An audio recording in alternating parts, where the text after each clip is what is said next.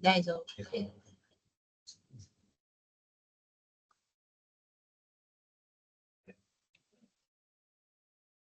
Hello, everyone. Good afternoon, ma. Okay. Good afternoon, ma. Can you hear me? Yes, ma. Yes, we can hear you, ma. Okay. All right. Can hear you, ma. Yes, I can Okay. hear you. All right. Welcome to Omaplex Virtual Internship Program 2025. My name is Juliet Egbogota, and I'm the admin executive of Omaplex Law Firm.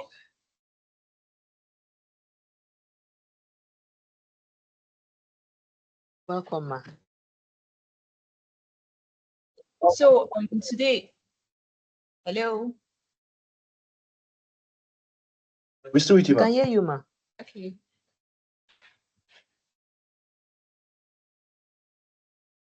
So today I'll be doing the onboarding for the interns for today. I believe there are, how many of you are here right now? Check. Okay. Can proceed with what we have. Others can join as time goes on. So on behalf of Omaplex Law Firm, I welcome you to the Omaplex Virtual Internship Program, and we are excited to join. You are joining us on this journey for learning, growth, and professional development. So, like I said earlier, my name is Juliet Egbogota, and I'm going to be taking you on the onboarding, everything you need to know about the OVIP 2025. That is what I'll call it for now, because so which would be better coming. So I believe this should be an interactive session. That will, as in the whole program itself should be interactive. Shouldn't be just one person talking. Any questions you ask, no matter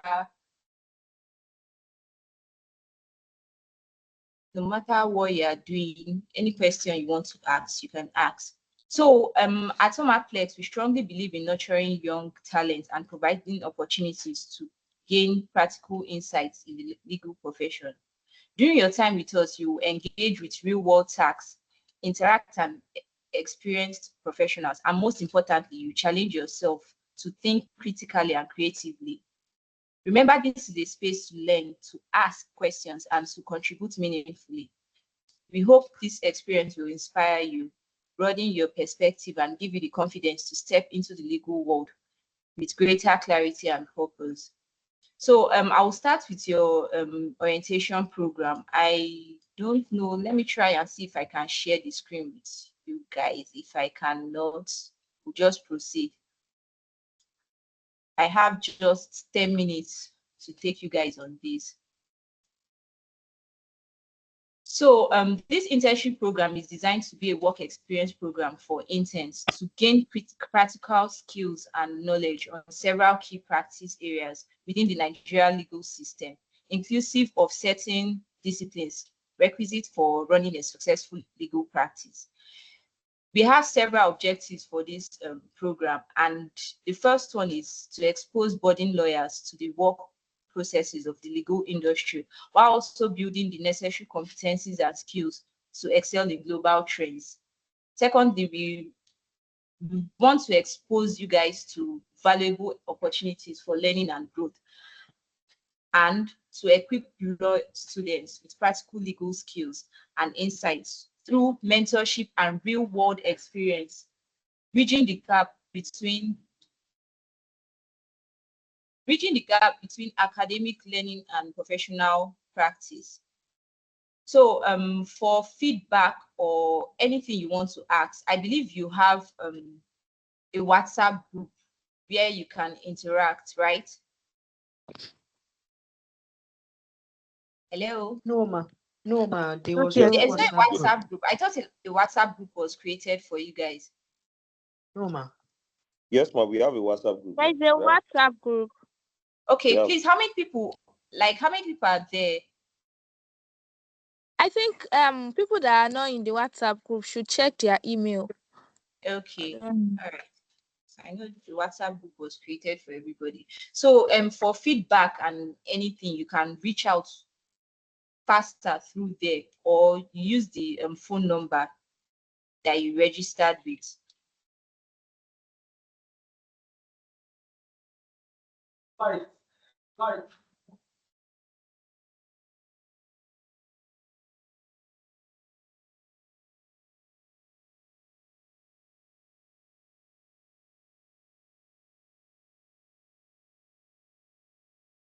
So during the course of this internship, we are going to have some ground rules. Like I said, I'm going to share the slides with you guys before we are done, because we are supposed to share the screen, but I don't know why it's not going through.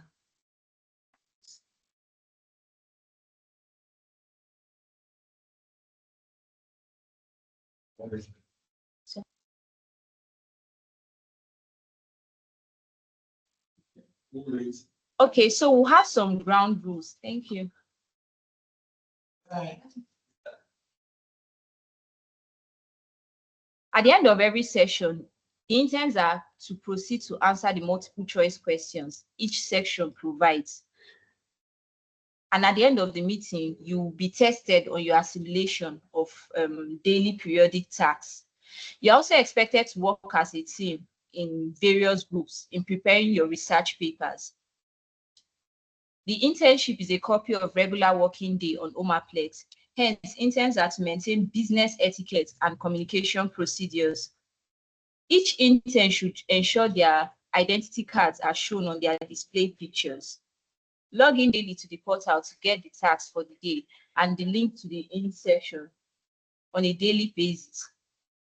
The interns are expected not to publicize links and confidential material to their network, including colleagues in the OVIP. Please, because I think we have the number of participants we have, they are quite limited. So if you give out the link anyhow, some people are not going to join for the day.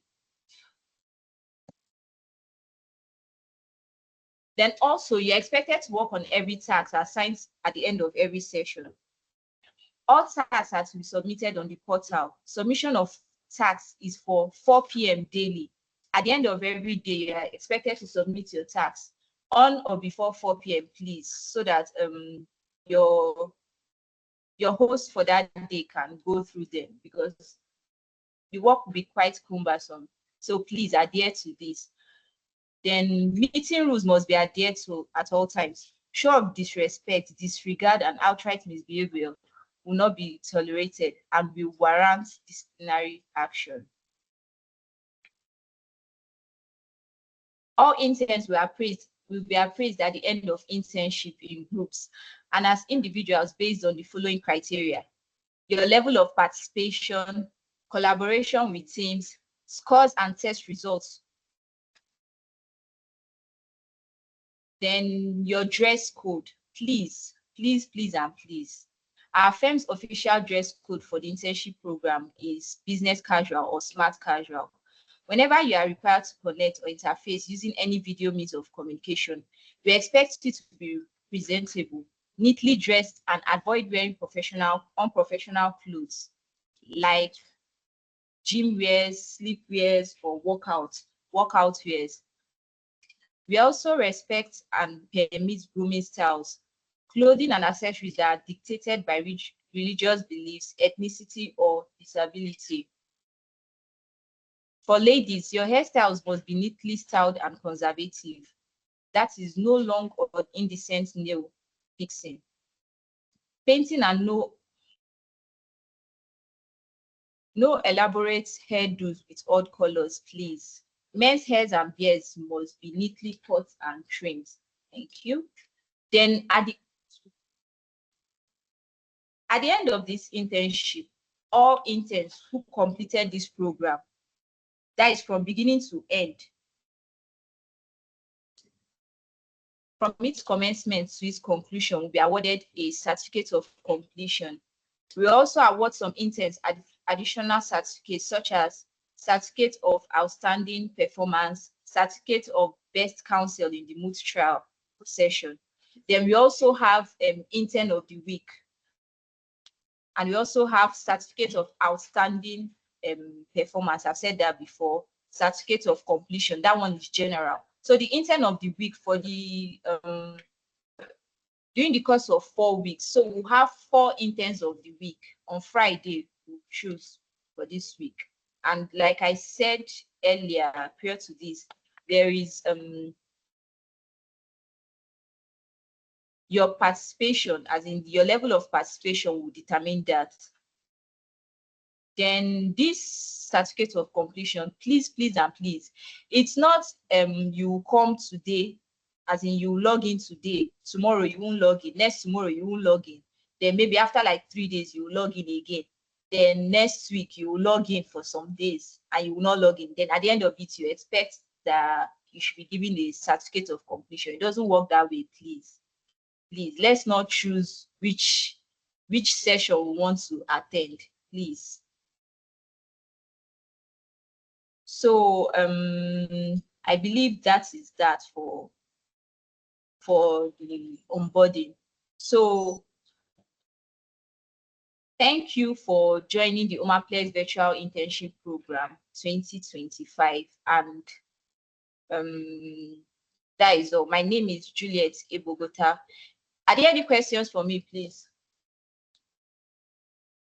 Yes, ma'am. That's the question. Okay. Let me introduce myself. My name is Chibueze Fortune. Okay. I'm a graduate of law from Bingham University, Nasarawa State. Okay. So my question is, upon this internship program going on, what criteria is is Omaplex rather using to determine who the intern of the week is? And then also for the outstanding performance certificate, what criteria also is being used to bring about that result of who the intern of the week is or who the most outstanding intern is?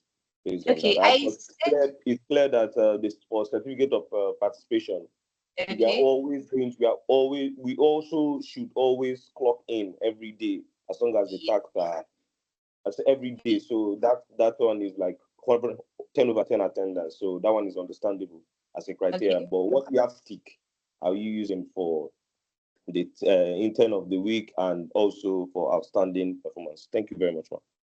Okay. Thank you, Chibueze. So for the intern of the week, I said that while during the course of the introduction, your level of participation, that is number 1.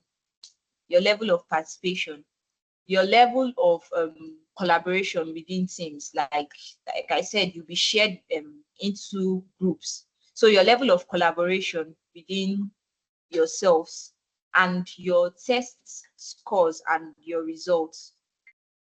Those are the 3 criteria the intern of the week will be judged on. So it will be something that is evident, like to be evident for all to see. Does that answer your question, Chibueze? Very well, ma'am. Yes, ma'am. Okay. So please, any other question? Yes, ma'am. Yeah, I have a question. Okay. Good afternoon. Good afternoon. Okay, my name is Mercy from the University of Nigeria. I'm a graduate from the University of Nigeria. So you mentioned something about logging in every day. Yes. Okay. And I wasn't sure what you said about the everyday login. Is it that we are going to log in every day, work days of the week, like Monday to Friday, every day? And you also mentioned something about submitting tasks 4 p.m. every day. And then the part of the moot competition, is it that we are going to have a time where we'll have a virtual moot competition or something? Okay. Is that all?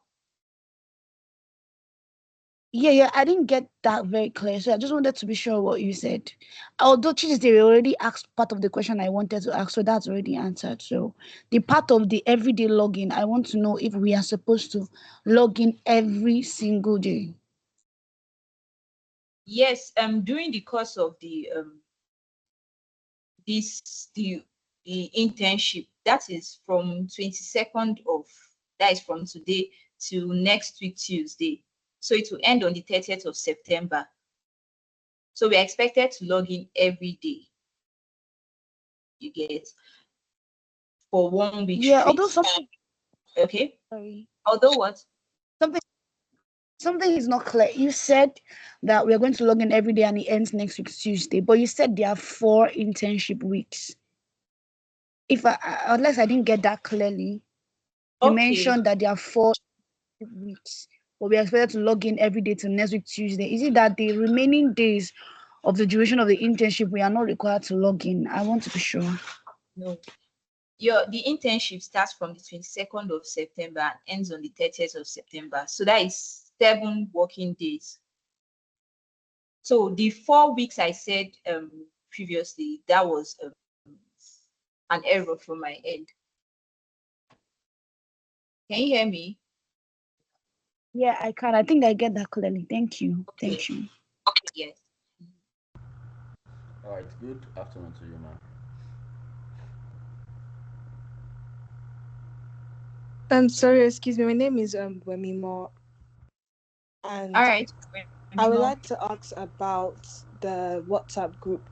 Unfortunately, I checked my email extensively, the 2 emails that were sent to me, and I didn't see any link. So I was wondering if we can get a link, especially I'm seeing the chat box and a lot of people haven't gotten the link as well. So I was just wondering if we can make arrangements for that. Okay. Are you on the WhatsApp platform? The WhatsApp? No, I'm not the WhatsApp platform. Okay. Probably you have to go to your email because it was sent through your email. So you can Yes, go there. I checked both the emails that were sent to me, and there was no WhatsApp link. And I know I'm not the only one because I'm checking the chat, and many people are also saying the same thing. So I think some of us got the link, and some of us didn't get the link. Okay, because the information I'm getting now is that probably those that didn't get it, probably their email address wasn't correct. But Okay, send a new one to everybody. Okay, thank you. So the IT is on it now. Thank you very much. Yes, excuse me, ma'am. Okay. Yeah, my name is Oyi Samuel Alichino from Reverend Father Moses Oshadas University, formerly Benue State University. Sorry, I have a question. And okay, one has been answered. That's the WhatsApp group. I didn't get any notification, even for this particular meeting. I did not get any notification on my mail. I had to get, yes, I had to get the link to this meeting from a colleague who is also an intern. Yes, but I got the initial mail approval. Okay. Yes, so I'm very, very confused why this is happening. Like I said, the Then, IT is on it now. So everybody should get it. As far as your email address is correct, everybody should get it now. So whether you've gotten before, you've not gotten before, it will be sent to you now. Is any other questions? Yes. Good afternoon. Can you? Good afternoon. I can hear you. Question. My name All is right. Adezan, a 200 level of student from University. Are we going to be sent? Adez, I can hear you. Okay, so I don't know if this is actually a question, but I'm still confused because I'm just joining the call. I don't know if you can do a brief orientation for me because I'm still very new to all this internship stuff, please. And another thing is that I have a few of my friends that also, I think the problem has already been tabled already, so there's no need. Just that they have not gotten the link to this this meeting now. I just sent it to them. Thank you. Okay, because we are working with time, so the orientation program, it's been prepared in slides. I'll drop it on the WhatsApp group chat, which everybody ought to be in by now. Is that okay? Yes, ma'am. Yes, it's okay, ma'am. All right, ma. Just for your sake, sorry, ma. I have Oh, a question. Okay. I want to ask, you said you will be logging in. Is there going to be like a link where we'll be logging in every time for the tax to check on the tax and everything? Because I mean that's login. Okay, so that will be shared. Yes, it's on the WhatsApp. That is why I said everybody should be on the WhatsApp platform. It was sent across. That is why the IT is working on it now. They are sending the link to everybody right now. Okay, all right, on the WhatsApp, yes. all right. On a daily basis. Yes, it will be uploaded. Yeah, we can. I can hear you. That's okay. There is what?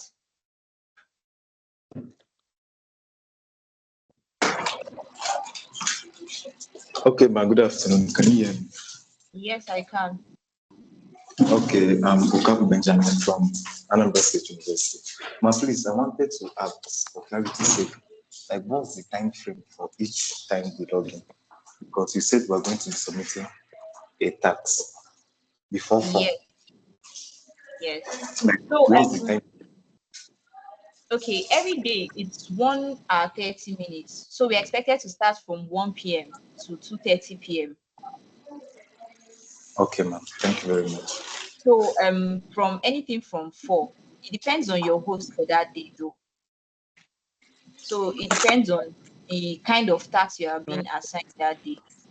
So anything from 4, you're expected to have submitted your assignments or something. Is that okay? Okay, ma'am. Thank you, ma'am. All right. So I believe I've cleared everybody's misunderstanding. Please, excuse me, ma. Okay. Ma, I wanted to ask, did you say you're going to send the WhatsApp group link now, or is it already sent? Yes, they are sending the WhatsApp group link right now. Okay, then after that, the orientation slide will be sent in. Yes, Okay, the orientation slide will be uploaded on the WhatsApp group chat. On the WhatsApp group, yeah. Okay, ma, thank you very much. All right. So thank you everyone and have a wonderful day. So today I believe you'll start with corporate governance for today, which will be hosted by Barrister Chibueze and Barrister Janet. So the both of them will be taking you on corporate governance. So in the next 2 minutes. Thank you and have a lovely day. Thank you, ma'am. Thank you, ma'am. Thank you, ma'am.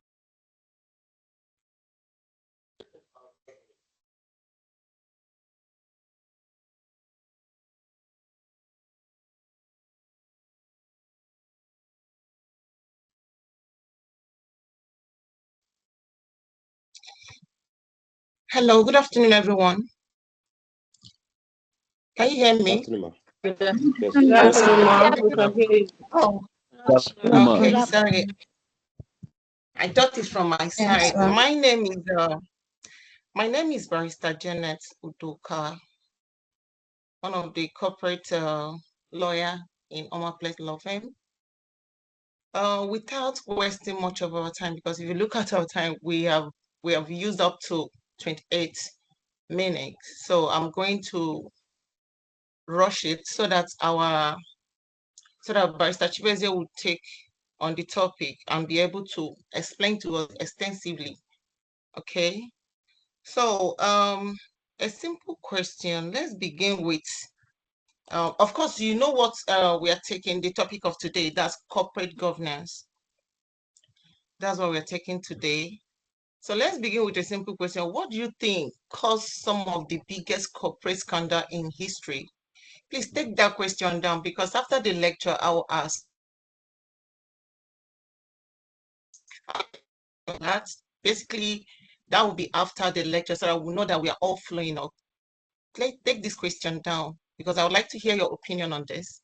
What do you think caused some of the biggest corporate scandals in history? Why do we get to this point of having corporate governance? What do you think are the importance? Okay, at the heart of almost all of us is a failure of corporate governance. We know that, but I want you to, can you hear me? Yes, ma'am. Yes, ma'am. Yes, we Okay. can. Yes, ma'am. Ma'am, Oh, please can I come what? again with the question, please. Can you please repeat the Okay, question, I please? said I the didn't get question it. is, all right, the question, what do you think caused some of the biggest corporate scandal in history? How do we arrive here? What do you think caused some of the biggest corporate scandals in history?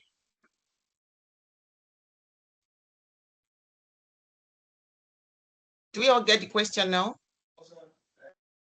Yes, I did. Yes, ma'am. Okay, good. All right. So Ma'am, is today it we are going to corporate governance. No, not I say what the biggest corporate scandal, not corporate governance, biggest corporate scandals in history. How did we arrive here at corporate governance? How did we got to corporate governance? What was the importance of corporate governance? So not the importance now. I'm talking about what do you think that caused the biggest scandal in history in corporate. So today we are going to explore exactly what corporate governance is and why it matters than ever. Also, how it impacts not only compliance, but a long-term performance, risk, reputation, and trust. So we'll look at the framework, the real-world failure, and most importantly, how you can apply corporate principle in your organization. I will not waste our time because it's already 1:30. That means my colleague have just less than 1 hour because I have to round it up with our questions. So I have to be fast. So now we are going to look at the meaning of corporate governance, the theory of, are you taking it down? The theory of corporate governance. Yes. Stakeholders and corporate governance. Responsibilities of the company secretary. The roles and responsibility of directors in corporate governance. I take it again. We are looking at the meaning of corporate governance. What do we understand by corporate governance? It will be explained by Barrister Chibueze extensively. Then we are going to look at the theory of corporate governance. We're going to take the stakeholders in corporate governance, their responsibilities, the important role of a company secretary. You know, about the company secretary, before now, companies is not necessarily needed for a company to have a secretary before now, but it has been put in record that every company must have a company secretary. So we'll have to look at the importance of that. Now, why this section is going on, please, I want to be short. Why the session is going on, please, let's jot down our question. Before you speak, please, so that we'll be coordinated. There is a this thing there where you can raise your hand, then I'll pick you, you will now speak. Because if Amadi is speaking and Jala is speaking, it's going to be conflicting. I cannot be coordinated well. So please raise your hand. I will see you and I'll speak. I'll call you to speak. I'll see you and I'll call you to speak. Mba Messi, please hold on. I'll call you immediately. I'll call you to speak. Before you yourself so that others will know who is speaking. We'll get to know each other through this section. And I hope you know the session. Please, the participants, don't take it lightly. At least say something. Okay. And there will be no it won't be good that some of us got it all and maybe few didn't really understand it. So please don't be shy. Ask your question after this section and it will be answered to you. Please. If you have, okay, Miss Mbamesi, if you want to say something, you can speak now. Thank you, Ma. Can you You're hear me? welcome. Yeah, you said we should Okay. ask our question after this. Yes, after the section is Okay, done. so I will just wait after the questions. I think I'm coordinating. Okay, perfect. Just jot down your question, because if I speak, you ask your question, it will take, as in, I will take more than the time before the real class begins. Okay. All right. So Thank I'm you, going. Ma. Thanks. Yes, you're welcome. I'm going to call in our barrister Chibueze to take over so that we don't waste much of our time. Thank you very much. Thank you, everyone. Yeah, thank you very much, Miss Janet. Yeah, good afternoon and welcome to our class on corporate governance. I hope everyone can hear me. Yeah, so Yes, we can. Good afternoon, Yes. sir. Yeah, no problem. Thanks.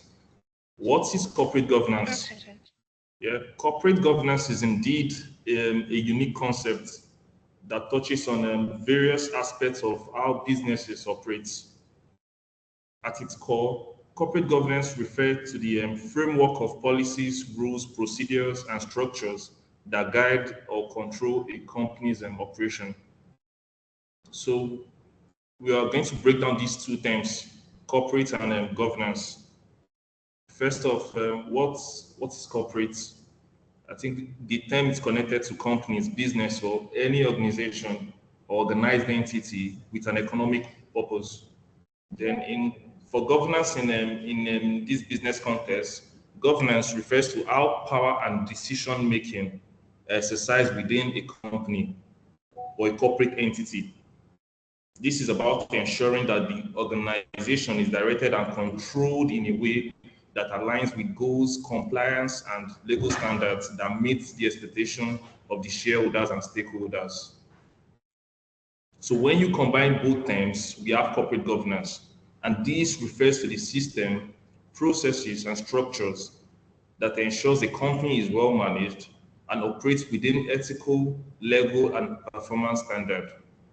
It governs how decisions are made, how authority is being distributed within the company, and how accountability is ensured across various levels of management.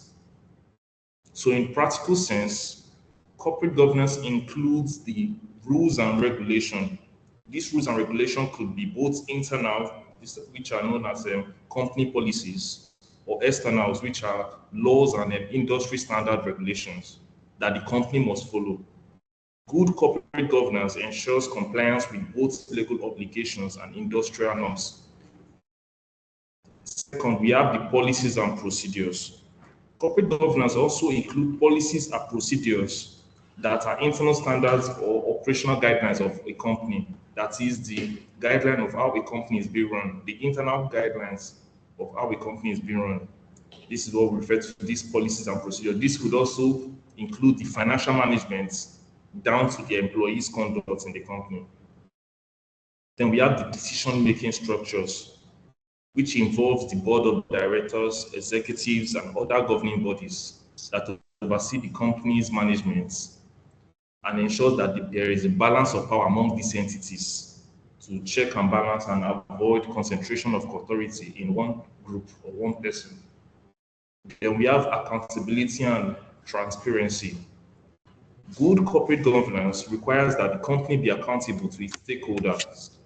These stakeholders could include the board of directors, and into some certain extent, the stakeholders could also include the final consumers. But we'll discuss on that as we move forward. Transparency ensures that the company's actions and decisions are clear, honest, and open to scrutiny.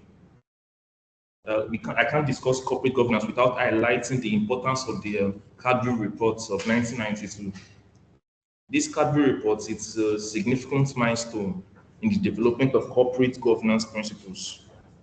If I would also ask us to, read on the recommendation of this report, although in summary, it highlighted the corporate governance, which is essentially a combination of rules, practices, and laws by which companies are directed and controlled. This report also emphasized the importance of structures like the board of directors, outlining their roles as to provide oversight and strategic guidance to ensure that these companies act in the best interest of its shareholders while considering the broader stakeholders concerned. So we're going to look at the importance of corporate governance. Why is corporate governance important to our corporate entities? First off, we look at risk management. When we have clear governance, or where there's clear corporate governance in place in a company, there's clear structures, and company can better identify and mitigate risk, ensuring long-term sustainability. Yes, and then we have ethical conduct. Good corporate governance promotes integrity and ethical decision-making, leading to better reputational standards. Yeah, the third importance is shareholders' confidence here. Transparent and accountable governance build investors' trust, which can result in better financial performance and market valuation. I hope this is quite straightforward. Then we have efficiency and control. This ensures that company operates in a structured and organized manner, which helps in achieving its business goals effectively. Now, after looking at this importance of corporate governance, we'll go down to the theories of corporate governance. Yeah, I know this is quite, let me say, it's quite secondary. It's quite textbookish because these theories, in the practical sense, I know most of us are not going to be able to relate to these theories, but then it's what it is, because without the theories, the practical won't come to life. Several theories have been developed to explain how corporate entities are governed and how power is exercised within an organization. Each theory provides a unique perspective on the roles of key actors like shareholders, managers, and stakeholders. In ensuring the success of a business, the four major corporate governance theories are: number one, we have the agency theory. And number two, we have the transaction cost theory. Then we have the stakeholder theory. And last but not least, the stewardship theory. Now let's go through these theories one after the other. The agency theory is the most prominent theory in corporate governance. It is based on the relationship between two parties, that is the principal, which is the principal in this category now is the shareholders and the owners of this company. Then the agent in this concept, it's the company's manager or the executives, that is the directors and secretaries in this.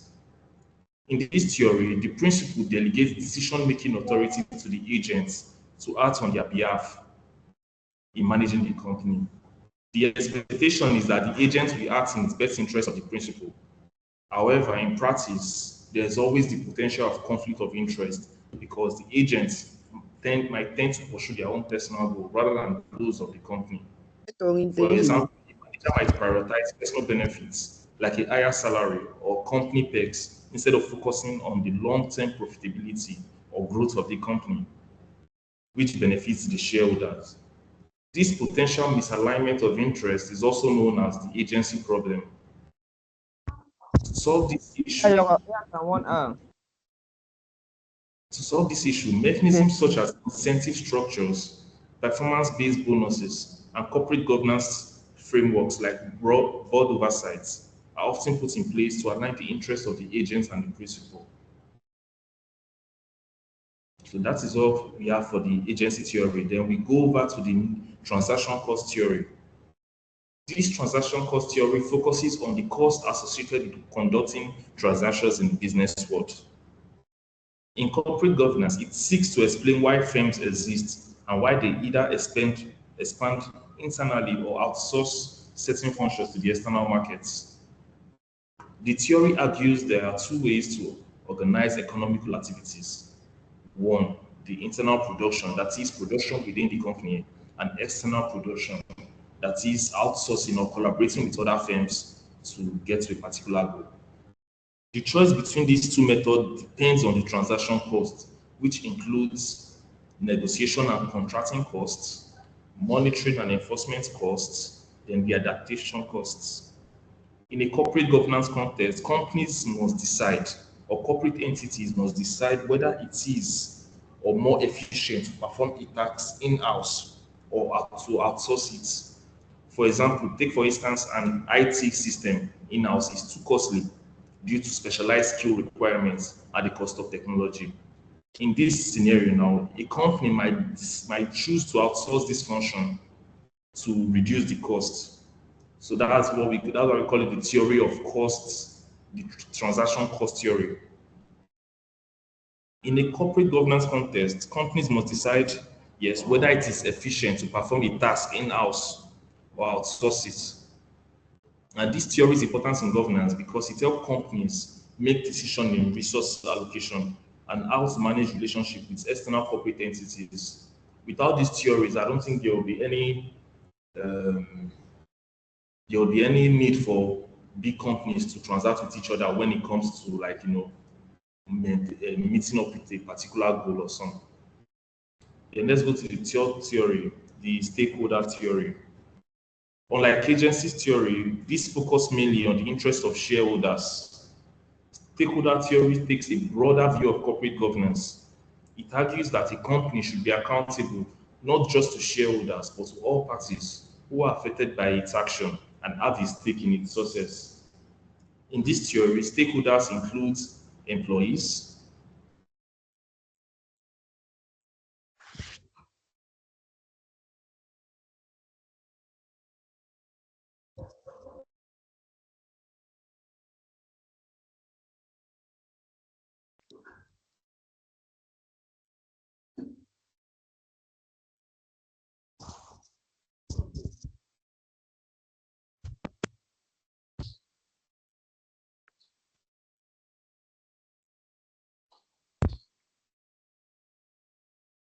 Sorry, sir. We can't hear you again. Yes, we can't hear you, sir.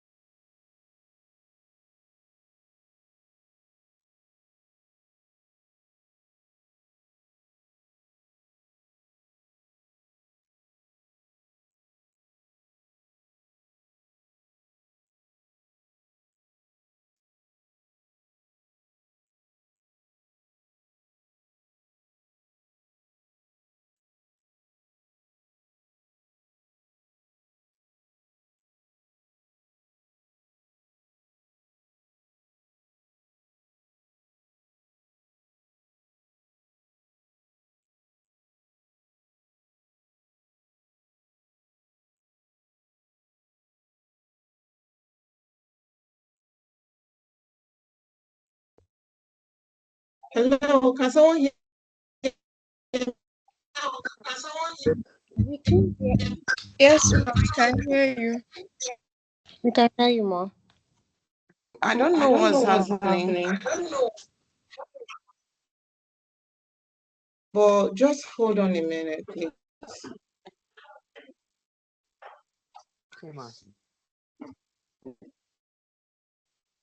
Okay, ma.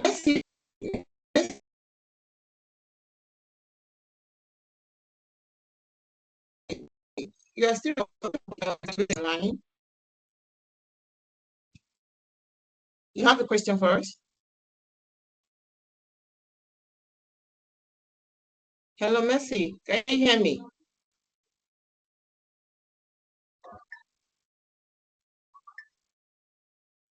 Hello.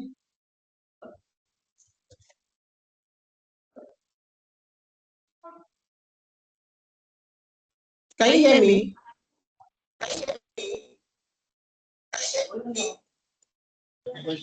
Yes, ma, I can hear you from my side. Mercy, Mercy, I see your hand. I see your hand up. Amira also put. Amira, please hold on. Let's hear from Mercy.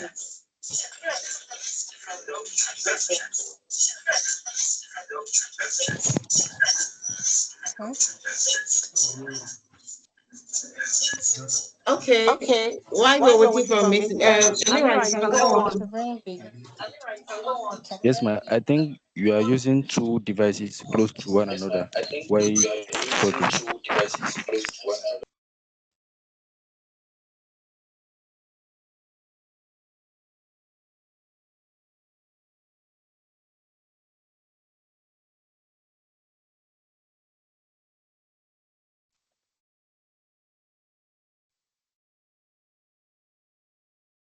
Can you hear me now? Yes, yes, ma, clearly and better. Oh, okay. Amira, you want to say something? Ma, is there going to be slides after this session? Sorry? He says there going to be what? Is there going to be slides, like a PDF? Of course, it will be provided for all of us. All right, ma. Thank you, ma.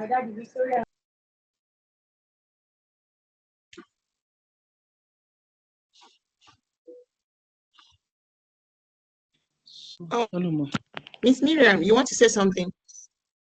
Hello. Hope nothing stained your.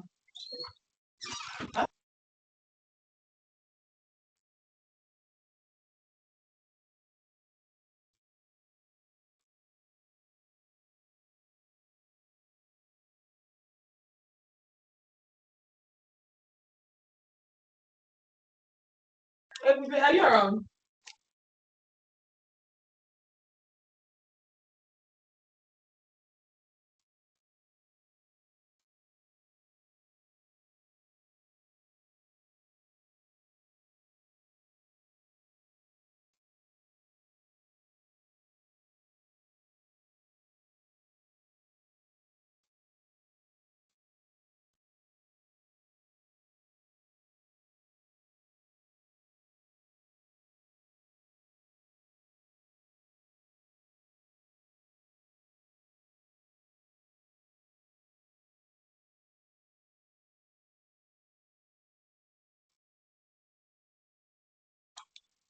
I don't know what's happening to Barrister Chibueze's network.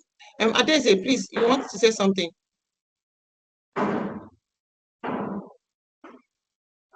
Miss Adeze. Ma, please. I don't know. Would there be any notes we sent or anything after the session? Your network is breaking. I can't hear you. I said, would there be any notes or PDF or anything that we sent after the session, please? Yes, someone have already asked that question. We will send you the slides so that you can have at your own leisure time. You can just go through it and understand it better. Okay, ma. Thank you very much. You're welcome. I don't know. Please hold on.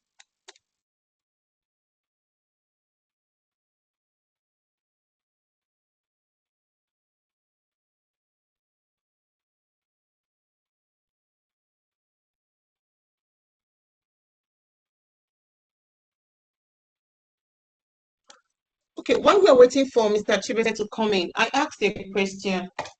What do you think is the cause of corporate scandal in the history?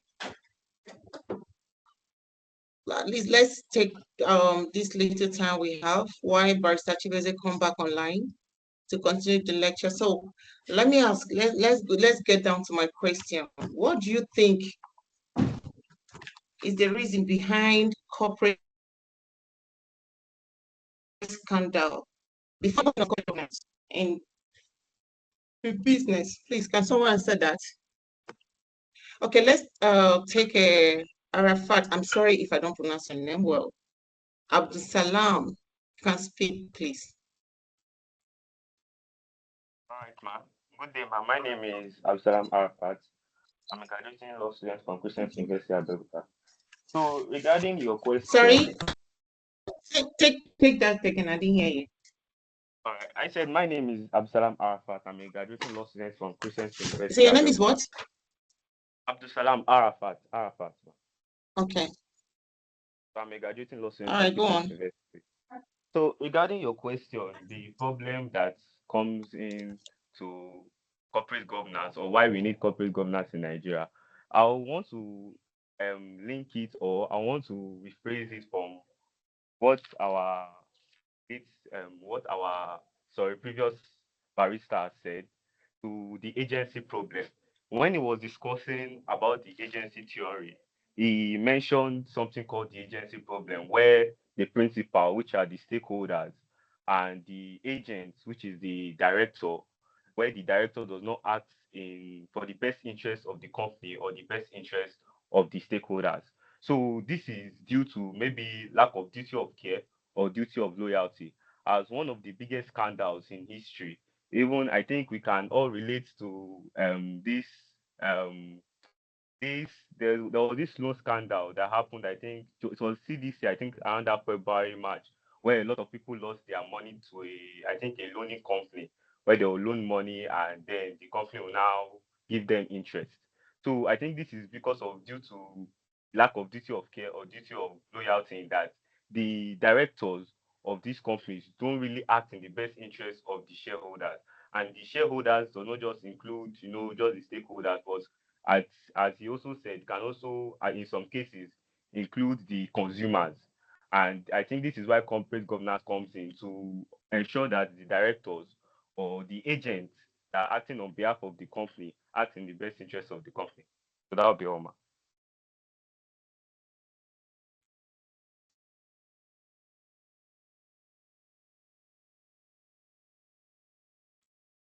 Thank you very much, Mr. Abdul. Let's continue. Then we'll take the question again. Thank you, everybody. Mr. Chibueze, over to you.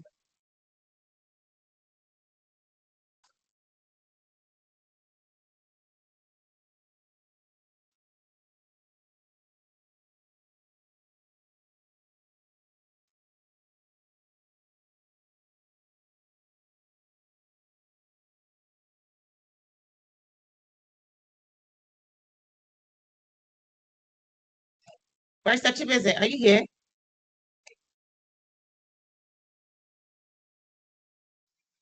Oh, yes, I can. Thanks, Miss Janet. So I don't know where I stopped or where the network stopped me, but I've been asked to restart from Cadbury reports. So we would have to go on this. I can't discuss about corporate governance without including the Cadbury report of 1992. This is a significant milestone in the development of corporate governance principles. I would implore on you guys to read recommendations of that report.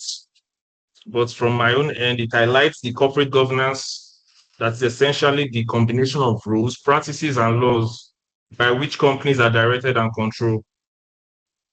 This report emphasized the importance of structures like the board of directors, outlining their roles, which is to provide oversight and strategic guidance to ensure the company acts in the best interest of its shareholders while considering broader stakeholder concerns. Then we go forward to the importance of corporate governance. The first importance of corporate governance we have here is the risk management. By having clear governance structures in place, corporate structures can better identify and mitigate risks, ensuring long-term sustainability. Also, good corporate governance promotes integrity and ethical decision-making, leading to better reputational standings of the corporate entity. Then transparent and accountable governance practice build investors' trust, which can result in better financial performance and market valuation of the company. Corporate governance also ensures that the company operates in a structured and organized manner, which helps in achieving its business goals effectively. Now let's go back to the theories of corporate governance. Several theories have been developed to explain how corporate entities are governed and how power is exercised within an organization. Each theory provides a unique perspective on the roles of key actors like shareholders, managers, and stakeholders. In ensuring the success of a business, the four major corporate governance theories are: number one, we have the agency theory, we have the transaction cost theory, we have the stakeholder theory, and we have the stewardship theory. Let's go over these theories one after the other. The agency theory is one of the most prominent theories in corporate governance. It is based on the relationship between two parties, that is, the principal, which in this context is the shareholder and owner of the company. Then we have, on the other hand, the agents, which are the company managers or executive directors. In this theory, the principal delegates decision-making authority to the agents to act on their behalf in managing these companies. The expectation is that the agents will act in the best interest of the principal. However, in practice, there's always the potential for conflict of interest because agents might pursue their own personal goals rather than those of the principals. For example, a manager might prioritize personal benefits like a higher salary or company perks instead of focusing on the long-term profitability or growth of that company, which benefits the shareholders. This potential misalignment of interest is also known as the agency problem. To solve this problem, mechanisms such as incentive structures and corporate governance frameworks like board oversight are often put in place to align the interests of the agents and the principal. The next one is the transaction cost theory. This theory focuses on the cost associated with conducting transactions in the business world. In corporate governance, it seeks to explain why firms exist and why they either expand internally or outsource certain functions to the external markets. This theory argues that there are two ways to organize economic activities: the internal production, that is within the company, then the external transaction, outsourcing or collaborating with other firms.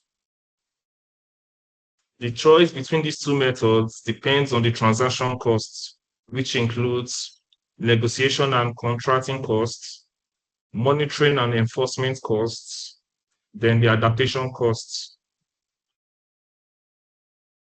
In corporate governance context, companies must decide whether it is more efficient to perform a tax in-house or to outsource it. Take, for instance, if managing an IT system in-house is too costly due to specialized skill requirements and cost of technology, a company might decide to outsource this function. The theory's importance in governance because it helps corporate entities make decisions on resource allocation and how to manage relationships with external corporate entities. Here we have the stakeholder theory. Unlike the agency theory, which focuses mainly on the interest of shareholders, stakeholder theories take a broader view of corporate governance.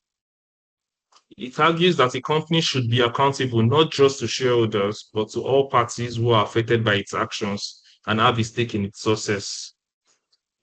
In this concept, stakeholders can include employees, suppliers and customers, regulators, and communities. In essence, stakeholders theory encourages inclusive government, where the interests of all parties involved or affected by the company's operations are considered. This theory leads to a more sustainable business model, as ignoring the interests of any key group can harm the company's reputation and ultimately its long-term success. This theory is particularly relevant today as more companies focus on corporate social responsibility, ethical business practices, and sustainability. Here we have the fourth theory, which is the stewardship theory. This theory takes a more optimistic view of corporate managers compared to agency theory. It assumes that managers, rather than acting primarily out of self-interest, are motivated by the desire to be good stewards of the company's assets and act in the best interests of the shareholders and other stakeholders. This theory is grounded in the belief that managers and executives derive satisfaction from successfully running the company, achieving its goals, and fulfilling their roles as custodian of the business. In contrast to agency theory, which focuses on potential conflicts of interest, stewardship theory emphasizes that managers' interests naturally align with those of the company. So from this, my little explanation, you can see that this theory assumes that trust and empowerment are key components of corporate governance. It also assumes that when managers are given more autonomy and trust, they are likely to work harder to achieve the company's goal. Last but not the least, it assumes that there is less need for heavy monitoring or incentives, as managers are motivated by non-financial rewards like recognition and the fulfillment of responsibilities. In practice, stewardship theory can lead to governance structures that are less controlling and more collaborative. This theory emphasizes building long-term relationships of trust between executive and stakeholders to achieve the company's objective. Let's go back to the principles of good corporate governance.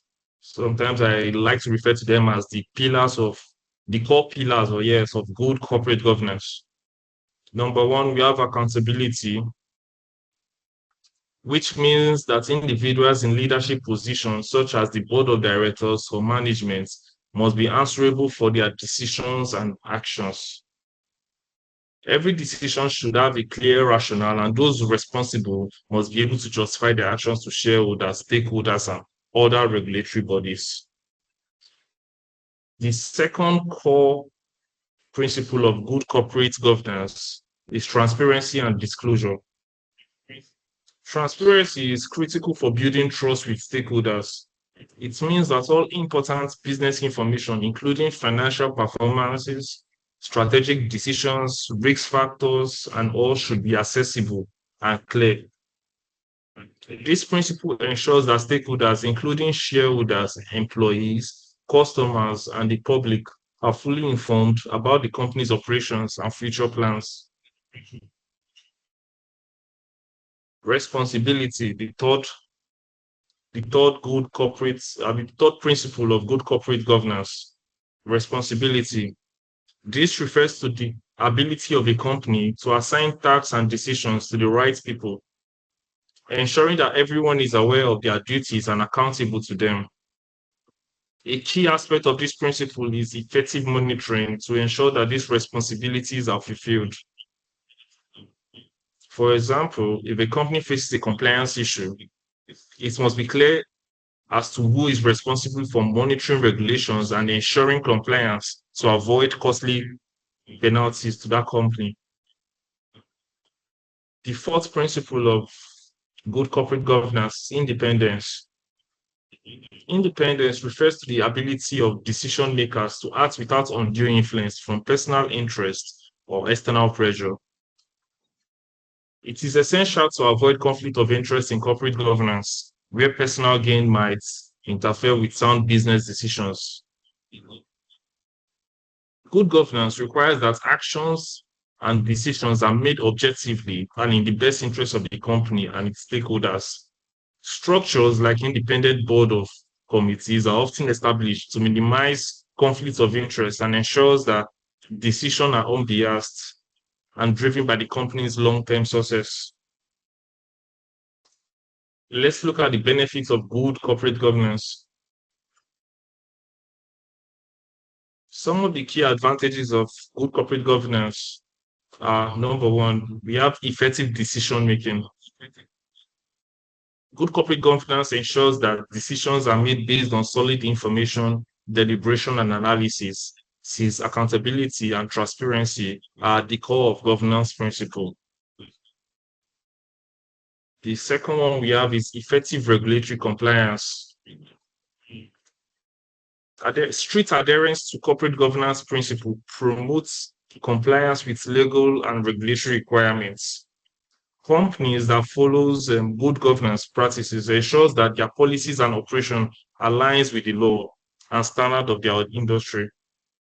This reduces the risk of legal issues and fines, while also fostering a culture of responsibility and integrity within the organization. The third one we have is avoidance of reputational risk. This is another benefit of corporate governance, as a company's reputation is one of its most valuable assets.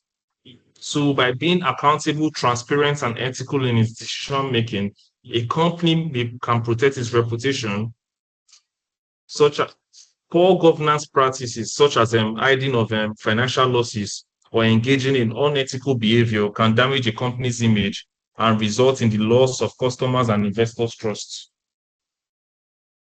The fourth benefit is sustainability. Good corporate governance helps businesses achieve long-term sustainability by ensuring that decision makers act in a company's best interest. Sound governance reduces the likelihood of recklessness or short-term actions that could jeopardize the company's future by implementing clear structures, checks, and balances. Companies can maintain and implement operational stability and profitability over time. The fifth benefit is risk management. I think I explained that earlier, that one of the proper benefits of corporate governance is to help companies identify, assess, and manage risk. With strong governance in place, organizations can develop strategies to mitigate potential risk, whether they are financial, operational, or reputational. This proactive approach allows the company to prepare for uncertainties and reduces the impact of potential threats. I think there's two more on the slides. We have two more benefits. We could read out. Let's go to the stakeholders in corporate governance. In corporate governance, stakeholders are the individual groups that are directly or indirectly involved in or affected by the company's operation and decisions. These stakeholders play crucial roles in the governance process and are essential to the company's success and sustainability.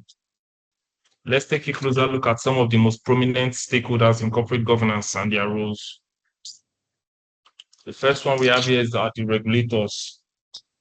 Regulators or regulatory bodies are government bodies or agencies that establish and enforce the rules and guidelines by which corporate entities must operate.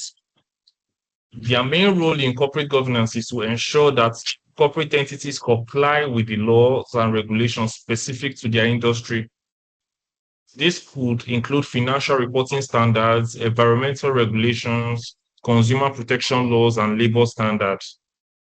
Take, for instance, financial regulations such as the Security and Exchange Commission, SEC, in Nigeria.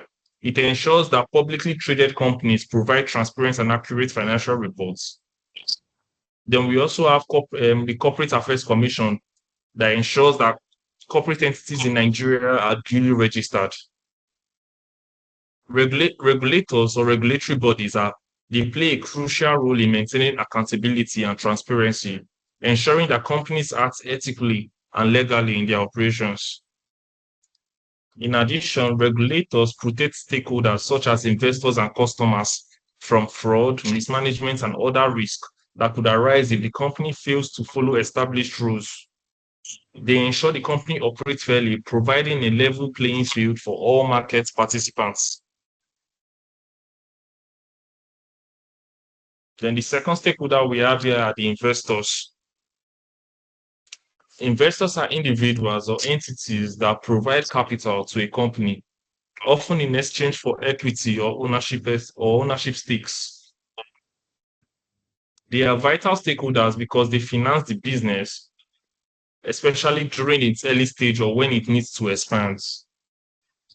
Investors can come under two subheadings, which are one, the shareholders who own shares of the company and expect a return on their investment through dividend or capital appreciation. Then we have the second type of investors, the institutional investors, such as pension funds or mutual funds that hold significant shares and have a considerable influence on corporate decisions. Investors expect companies to have strong governance practice and ensure their investments are safeguarded and managed responsibly. Companies with good corporate governance practice typically attract more investors because they are viewed as more stable, transparent, and trustworthy. Investors also have voting rights and influence in major decisions, such as electing the board of directors, approving mergers, and other significant corporate actions. They also can be described as members of the company under Section 105 of the Companies and Allied Matters Act 2020.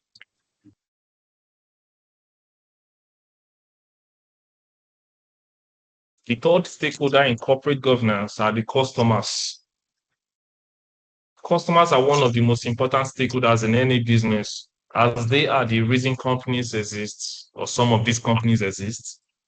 The primary goal of most organizations is to meet the needs and preferences of their customers, providing them with products or services that offer values. In corporate governance, companies must ensure that decisions are made with the customer's best interests in mind. This includes maintaining product quality, ethical business practices, fair pricing, and strong customer service. Good corporate governance ensures that companies remain customer-focused, building trust and loyalty by delivering on their promises. Take, for instance, if a company decides to introduce a new product line or change its pricing model, these decisions must align with what is best for its customer, ensuring that their needs are met.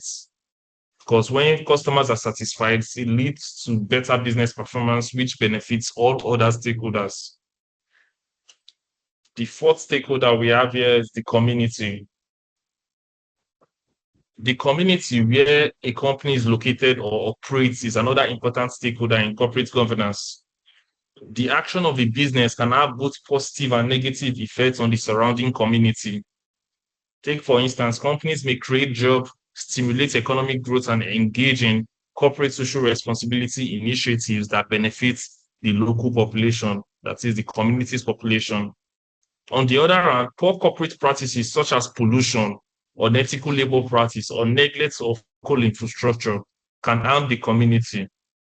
Therefore, companies have a social responsibility to consider the social and environmental impacts of their decisions. This includes minimizing harm to the environment, supporting community development programs, and engaging with local stakeholders in a responsible way. A company with strong governance will actively work to build positive relationships with its community by contributing to the local causes and operating ethically. The fifth stakeholder we have here are the employees. The employees are the backbone of any organization, often referred to as the engine room because they drive the company's daily operations.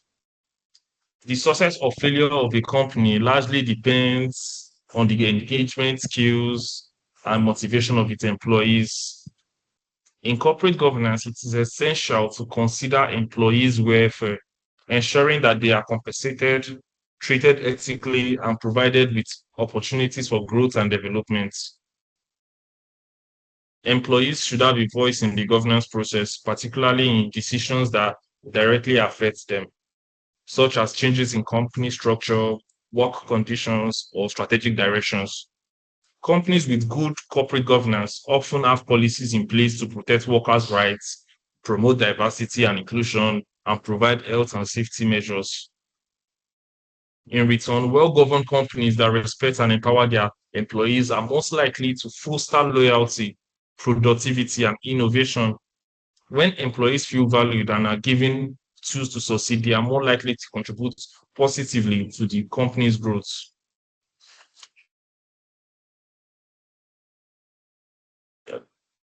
Let's go over, I think that's all we have for the stakeholders. So let's go over the role of the company secretary in corporate governance.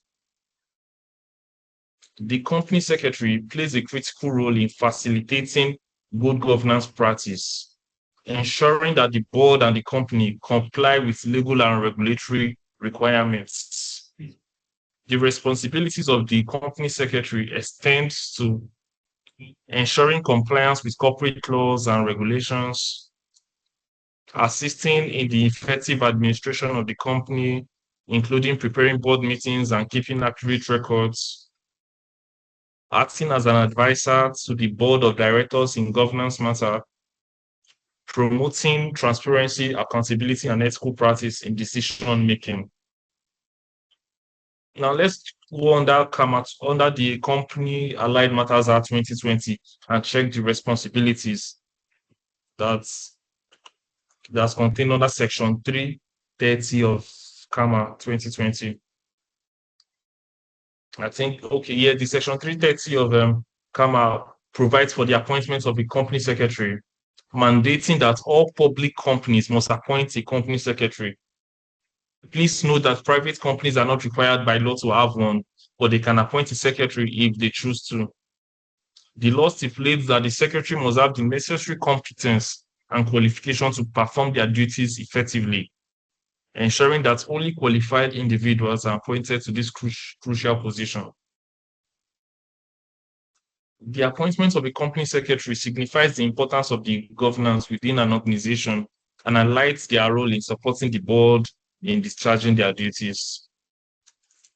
So one of the roles of the company secretary, another role here is contained under Section 333 of CAMA 2020, which is to act as an advisor to the board of directors on governance matters.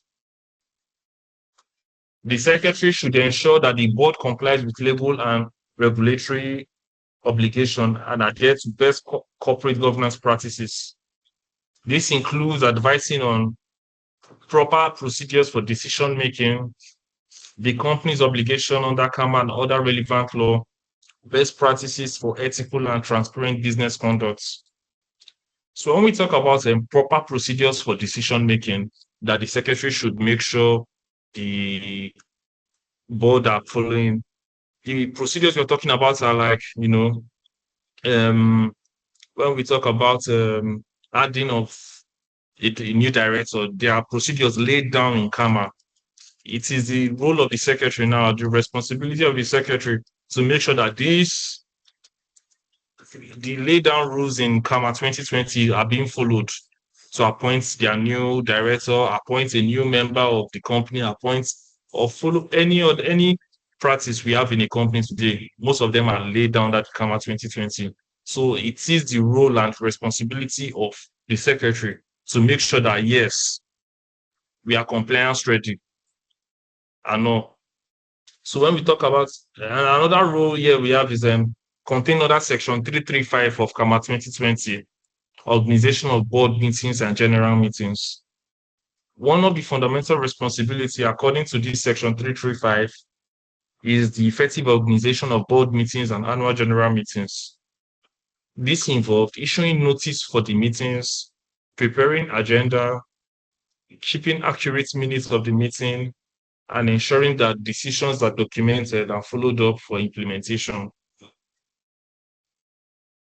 The fourth responsibility is maintaining statutory registers. Yeah, the company secretary is responsible for maintaining statutory registers and ensuring that the company records are up to date. This includes keeping track of the register of members, which is also known as the shareholders, then the record of directors and their shareholdings, then the company's constitutional documents, such as the articles and memorandum of the company. Section 330 of CAMA emphasizes that company secretary should ensure the accuracy of these records and make them available when required, either for regulatory inspections or internal governance purpose. Proper record keeping is crucial for accountability and transparency in the company's operation. Let's look at the roles and responsibilities of directors in corporate governance.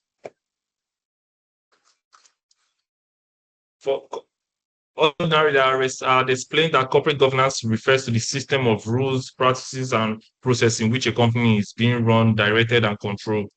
So we can see from this explanation that the director plays a central role in the system by ensuring that the company is run effectively, efficiently, and in compliance with the law. The Companies and Allied Matters Act 2020 outlines the key responsibilities for directors in promoting good governance. Let's look at who is a director.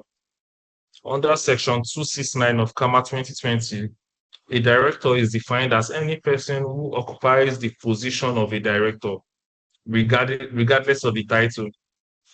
So see Section 269 to further read what is under. Directors are appointed to manage the affairs of the company and make key decisions on its operations. They form part of the board of directors, which acts as the governing body of the company. We further have different types of directors. We have the executive directors who are involved in the day-to-day operations of the company. We have the non-executive directors who do not manage daily operations but provide oversight and guidance. We have shadow directors who are not appointed.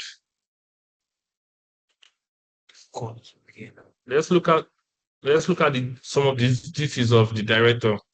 The first duty highlighted under Section 305 of CAMA 2020 is the fiduciary duty of the directors.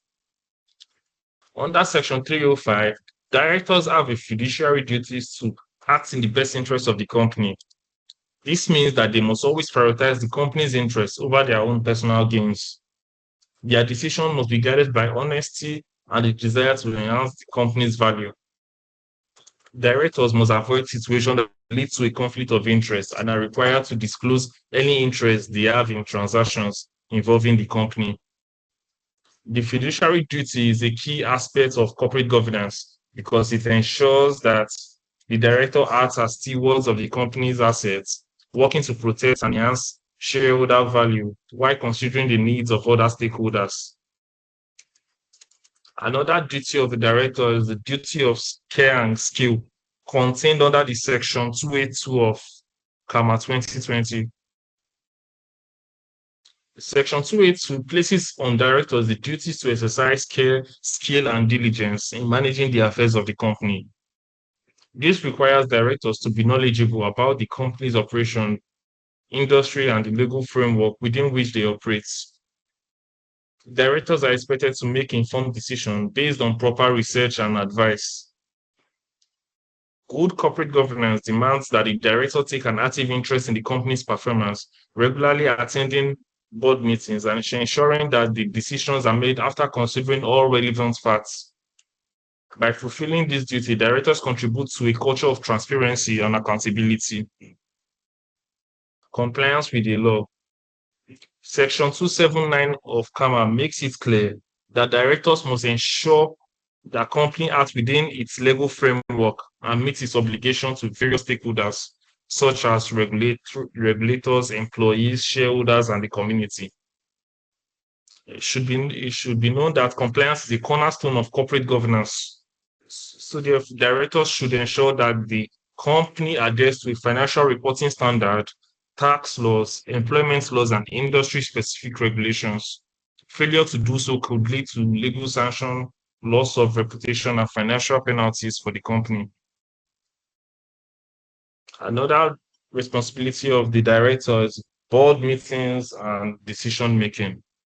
As we all know, directors are responsible for attending and participating in board meetings where key decisions about the company's operation and strategies are made. Section 293 of CAMA 2020 outlines the procedure for holding board meetings, including the requirements that a quorum is present and decisions are made collectively. Directors are expected to contribute their expertise, ask critical questions, and engage in discussions that lead to sound decision-making. A well-governed company ensures that the board operates in a very transparent manner, with decisions made after considering various viewpoints and available data. Let's go ahead to financial reporting in corporate governance. I decided to add that financial reporting also plays a crucial role in ensuring transparency, accountability, and proper management of a company's resources. It involves presenting the company's financial results and related information to its stakeholder, which typically includes shareholders, investors, creditors, regulators, and the general public. Through financial reporting, stakeholders can assess the financial health of the company and make informed decisions. The Companies and Allied Matters Act, particularly Section 374, mandates companies to prepare and present accurate financial statements that reflect their true financial position. This obligation ensures that companies maintain transparency and build trust with their stakeholder. Let's explore these reasons and importance of financial reporting within the context of corporate governance. The reasons of number one reason for financial reporting under corporate governance is the comparison of assets and liabilities. Financial reporting helps the company compare its assets and liability. A healthy financial position typically shows that a company assets exceeds its liabilities, indicating solvency and financial stability. If liabilities outweighs assets, it suggests financial distress, which may lead to immediate attention to avoid insolvency or bankruptcy. The second reason for financial reporting under corporate governance is the understanding of capital sources and usage. Stakeholders are usually interested in understanding where the company gets its capital from, that is, equity, loans, or other financing methods, and how effectively this capital is being utilized. Financial reporting provides insights into how the company raises and allocates funds. Efficient use of capital indicates sound management, while misuse of funds could signal potential or financial mismanagement or risk. The importance of financial reporting in corporate governance includes help in planning future projects, promotes transparency and accountability, detection of fraudulent activities, and it's also helped the stakeholders make informed financial decision making. Let's look at how CAMA 2020 strengthens financial reporting. The Companies and Allied Matters Act 2020 has introduced provisions that enhance the importance and reliability of financial reporting in Nigerian companies. Section 374 of CAMA 2020 specifically outlines the requirements for the preparation and presentation of financial statements. Number one, annual financial statements. CAMA 2020 mandates that companies must prepare annual financial statements, including the balance sheet, profit and loss accounts, cash flow statements, and auditors' reports. These statements must provide a true and fair view of the company's financial position and performance. The second way in which CAMA 2020 strengthens financial reporting is the disclosure of financial information. Under CAMA 2020, companies are also mandated to disclose financial information in their reports, ensuring that all material facts are presented to stakeholders. This includes disclosing significant transactions, changes in assets, liabilities, and capital, as well as the company's risk exposure. CAMA 2020 also emphasizes the need for financial statements to be audited by an independent auditor. This independent audit provides assurance that the financial reports are accurate and free from material misstatements. It also holds the board of directors accountable for the financial health of the company. Now let's look at the code of ethics in corporate governance. A code of ethics serves as a guide for the expected behavior and moral conduct of individuals within an organization, that is, the employees of the organization. It outlines principles that governs the way employees, directors, and stakeholders should interact with each other and with external parties. Adherence to a code of ethics ensures that corporate operations are conducted with integrity, transparency, and accountability. Ethical behavior expected in an organization includes respect for one another, being cautious of one another, integrity, fidelity, and kindness. Let's go over to the unethical practices in corporate governance. The first unethical practice we have here is insider abuse or insider trading. You know what insider trading means? It means when individuals with privileged information use it for personal gain. For example, executives or employees might exploit confidential company information to make profits through stock trading. Second unethical practice we have is financial abuse. The third we have is conflict of interest. And this conflict of interest can arise when an individual personal interest conflicts with the company's interests, leading to decisions that may not be in the best interest of the company or its stakeholders. For example, a director who owns a share in a company that is a competitor may face a conflict when making boardroom decisions. So in conclusion, corporate governance is a crucial framework that guides how companies are directed, controlled, and managed. It encompasses a wide range of principles, structures, and practices aimed at ensuring accountability, transparency, fairness, and responsibility within an organization. Through various codes, regulations, and laws, corporate governance in Nigeria and globally has evolved to meet the demands of an increasingly complex business environment. At its core, corporate governance balances the interests of a company stakeholder, including shareholders, employees, customers, and regulators. Key concepts such as ethical behavior, effective financial reporting, and robust oversight of management are fundamental in maintaining stakeholders' trust and ensuring sustainable business practice.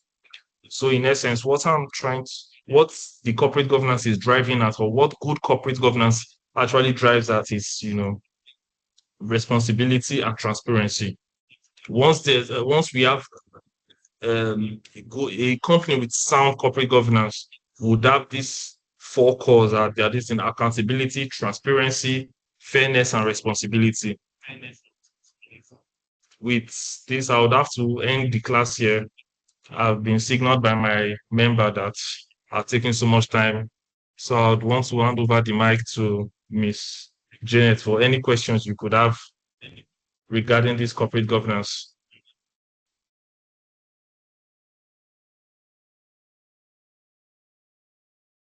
Thank you, Barrister Chibueze, for a wonderful lecture.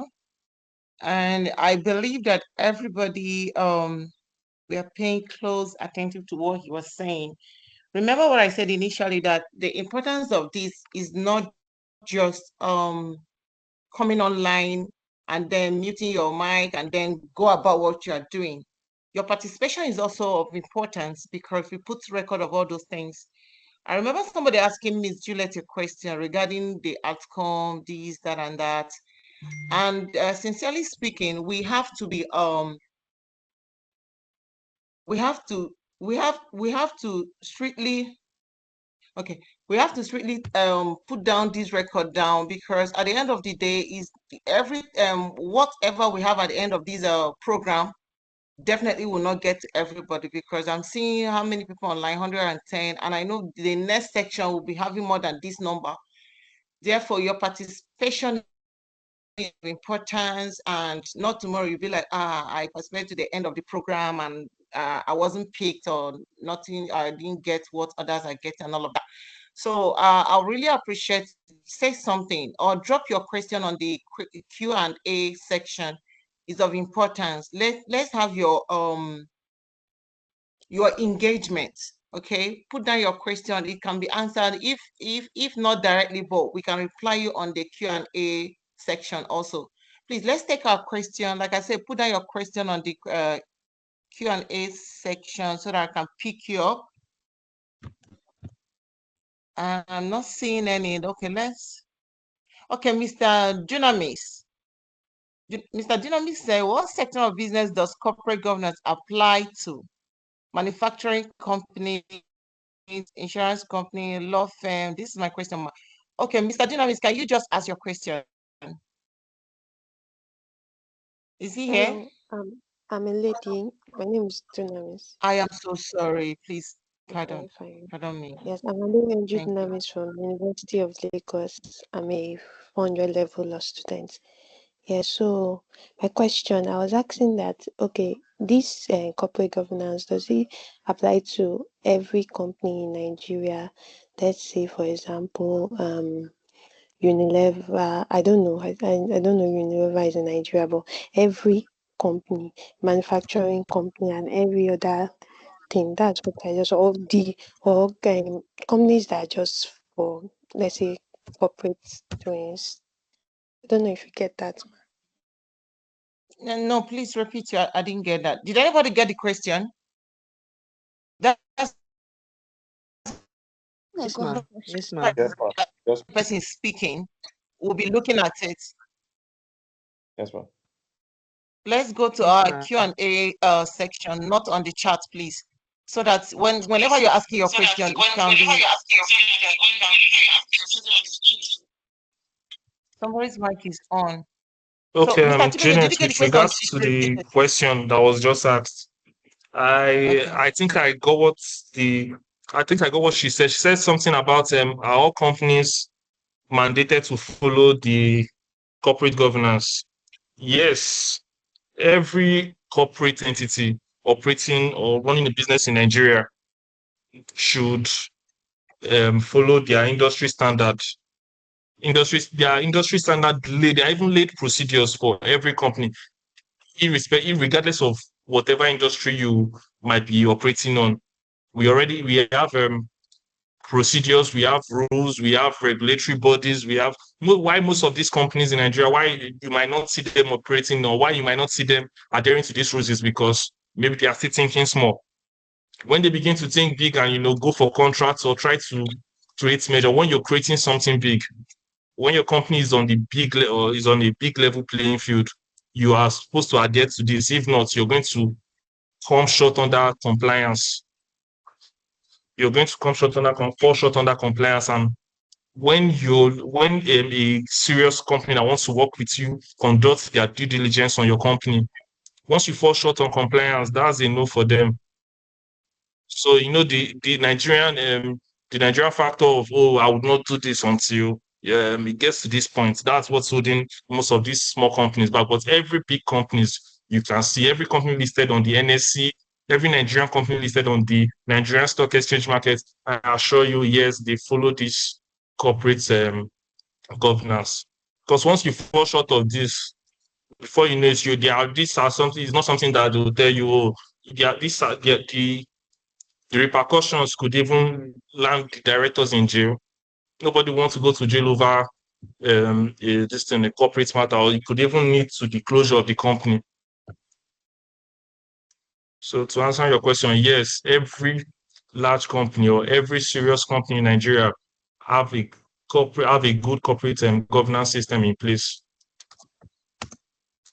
All right, thank you so much, Mr. So I don't know if there's any other question. Yes, let's take a few more. Arafat, you've already said something, so let's give others a chance. Let's give others. Okay, Arafat, you can ask your question. Please, everybody, make use of the Q&A section so that whenever you drop your question, because we are running out of time, someone that knows the answer can reply you on it. I'll be reading it. If it's not correct, I will correct that so that we can have record of your participation, because everybody must not speak. You drop your question on the Q&A section can put it in line with participation and be in our record. Please, let's leave the chat and go to our Q&A section. Thank you very much. Alpha, you can go on. All right. Please, if you have answer, if you don't have a question and you go through the question and you see there is one you can answer, please drop your reply there so we can put you on record. Okay. Thank you. My question is simply, what primary legislation do we have in Nigeria that regulates corporate governance? Is it the CAMA, that's the Company and Allied Matters Act, or the Nigerian Code of Corporate Governance? The reason why I'm asking this question because, in scenarios where, probably in court scenarios, where the two councils are, one is using the CAMA and the other is using the NCCG, which one would the court recognize the most in terms of superiority and authority?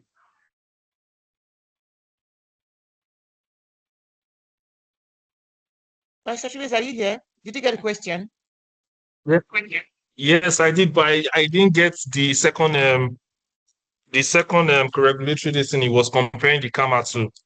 Yeah, but to answer your question, the CAMA is not just the all in all. Like I said earlier on, every industry, CAMA, I think CAMA is to an extent too general.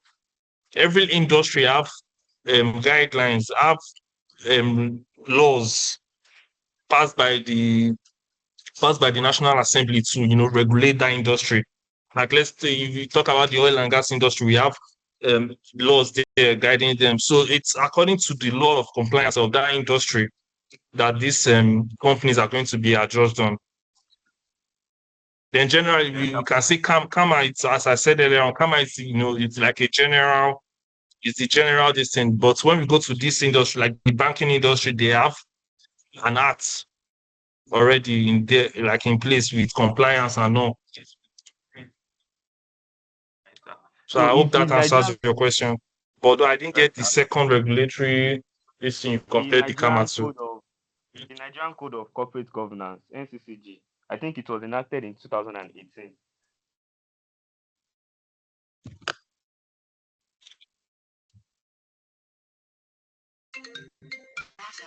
WhatsApp audio.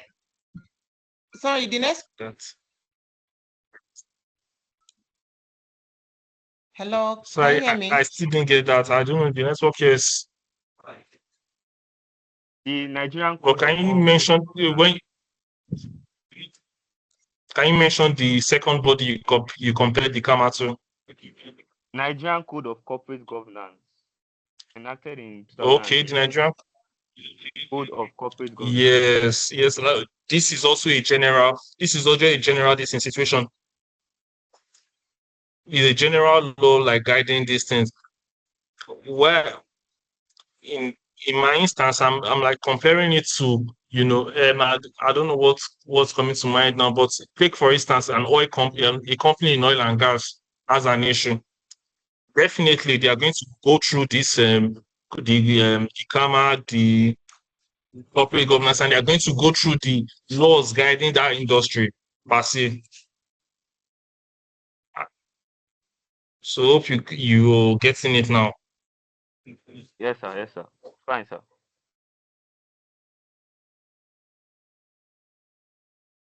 Okay, I'm looking at the chat box. Yes, Oluwanimilo, right? Sorry if I didn't pronounce your name. You asked a question, please. He said that he just joined in. He wants to know the meaning of CAMA and NCCG. Please, I think somebody should reply him on that, or I will reply him. So let's take another question. Princess, please, can you go on with your question? Princess, can someone hear me? Yeah, ma, we can hear you. I can hear you. Okay, let me ask her a question. She said, Princess is saying, is a secretarial role compulsory in corporate governance? Whether is important, whether it's compulsory? in corporate governance and saying that it can be appointed in private companies at their what? Discretion. Okay, another person, okay, Princess, someone can answer that question. Let's take another one. Okay, Mr. John. Mr. John, can you ask your question? John Ayodeji.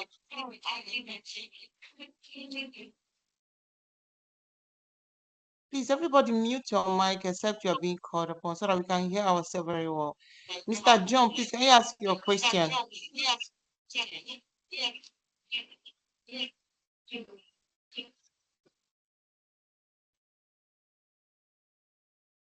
Hello. Mr. John is not here. Miss Simba, please go on with your question then. You're raising your hand. I think my network.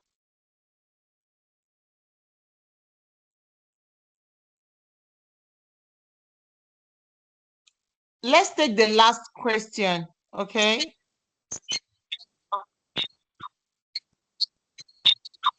Let me take it. Say, in situation where a director's personal interest conflicts with the overall interest of the company, and such a conflict amounts to a breach of ethical duty, what legal avenue exists for resolving this conflict? Mr. Chibueze, can you see this? So I am. Okay. Yes. Mr. John's question states, in situations where a director's personal interest conflicts with the overall interest of the company, and such a conflict amounts to a breach of ethical duty, what legal avenues exist for resolving this conflict? Okay. The legal avenue available to the company, the director itself can be sued by for a breach of fiduciary duty. These suits can be even instituted by the shareholders on behalf of the company through a derivative action. Remedies in this situation could include monetary damages for loss or injunctions to stop further breaches. Yes. Then removal of directors can come through after the suit has taken place, or before the suit, or during the suit, anytime during the suit.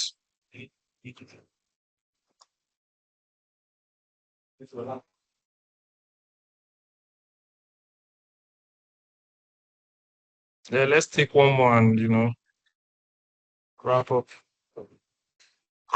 I'm sorry, please. Can I take my question? I was called, but I was speaking. I don't know if anybody was hearing me. I was called to ask my question. Can anybody hear me? Okay, go on. I can hear you. All right, thank you very much. So my question is this, because I believe this is a legal internship, and most of us here are either law graduates or law undergraduates, and we know that for a company under CAMA, a secretary, one of the qualifications of becoming a company secretary is that you are a lawyer. You must have studied law. I mean, in the Nigerian context, you must have studied law, maybe in a Nigerian university.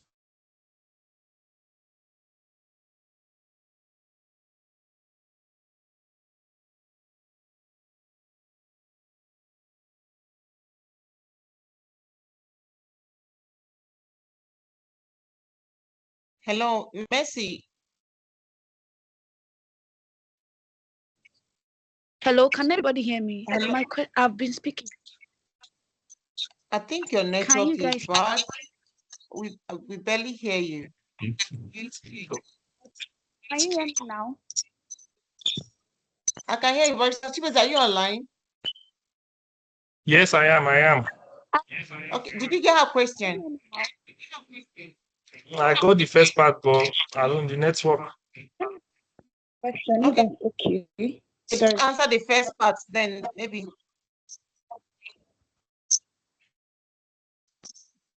The first part was just a statement. She said something about the qualification of a secretary. I don't think there is anywhere where a secretary is mandated to be a lawyer.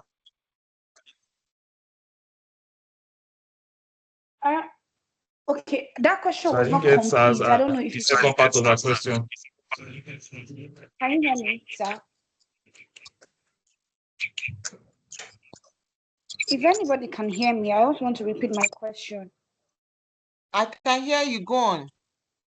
All right. Pastor So Chibueze, can you I hear was her? saying that are there Yes. other Yes, roles that there's no place where a secretary is, mandated that it's compulsory for a secretary to be a lawyer. A secretary could also be a member of the Institute of, Chartered Secretaries and Administration.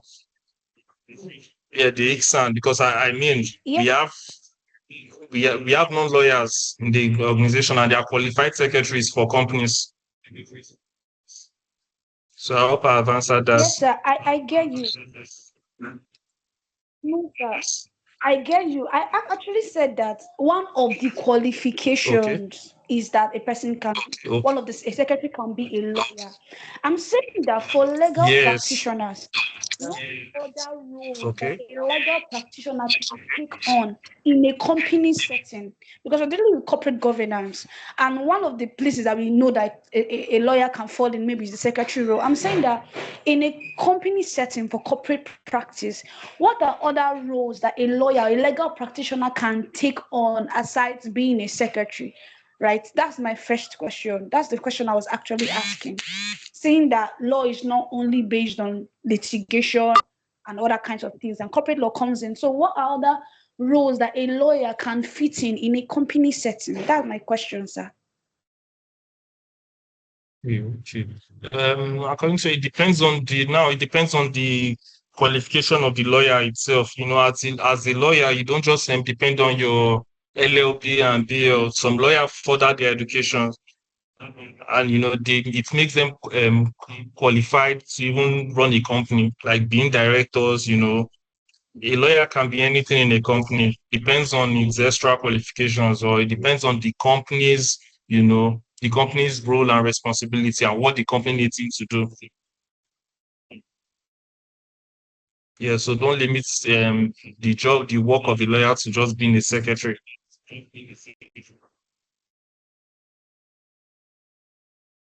So there's this question I saw on the chat box. I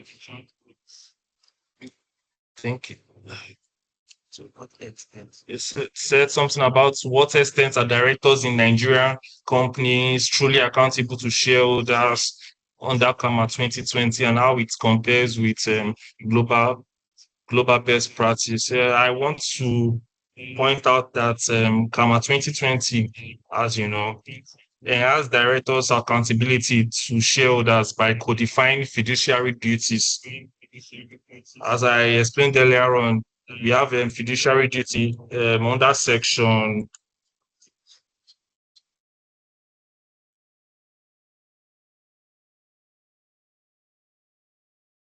under section 305 of the CAMA, we see that fiduciary duties are being codified. So, when you break a fiduciary duty,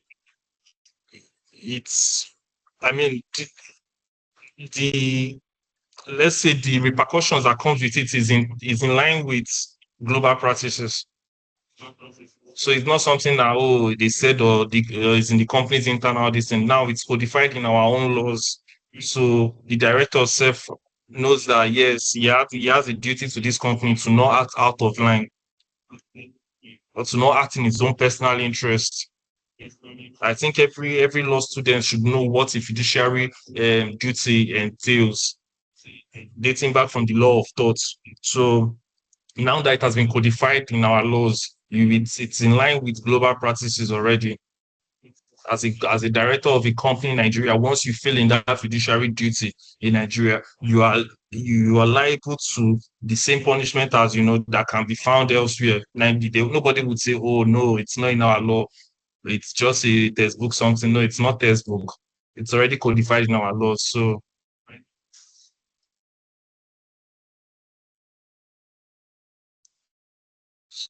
Miss Janet, I will hand over the part to you. I think it's 3 p.m. here, and they've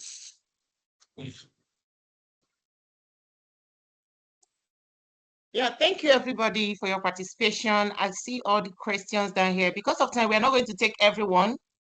Because of time, we're not going to take all the questions, but I'm very certain that this question dropping shows that we were attentive and not just muting and doing other things, that we paid attention. And be rest assured that it will be recorded, every single participation here. I am so sorry we are not going to take all the questions, but the way the questions are dropping means that we have a knowledge of what corporate governance is all about. We also understand the importance of the secretary and all of that. Now it's already 3 o'clock, so that will not be, so that this thing will not drop on me. Thank you everybody, and see you on the next class or section. I don't know the date for it. I know mine is today. Thank you, everybody. I really appreciate. Please keep up with your participation. It's very important. You can't attend today and you will not attend tomorrow.